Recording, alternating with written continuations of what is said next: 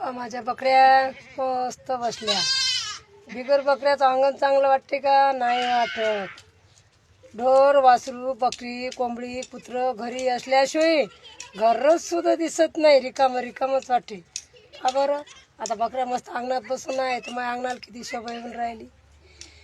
बिन बकऱ्याचं अंगण शोभा देत का नाही.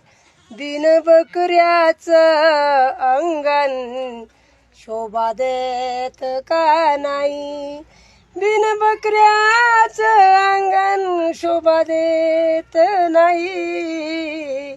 बिन बकऱ्याचं अंगण शोभा देत का नाही. 4-5 बकऱ्या अश्या घरी पाहिजे ग बाई.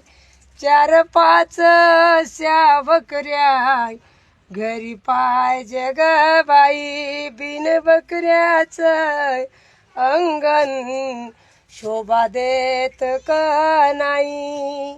बिन बकऱ्याचं अंगण शोभा देतच नाही. जय बिरसा. पाबर अशा 2-4 बकऱ्या माझ्या घरी तर किती अंगणाची शोभा येऊन राहिली. मस्त पिल्ले खेळून राहिले तर त्यांच्यासोबत त्यांच्या माया आता चोरून आणल्या. मस्त आरामशीर थंडीतनी बसून आहे. पण थंडी किती आहे असं वाटते. थंडी लट लट लट लट लट लट कापते बाबा थंडीनं माणूस. जय बिरसा जय आदिवासी.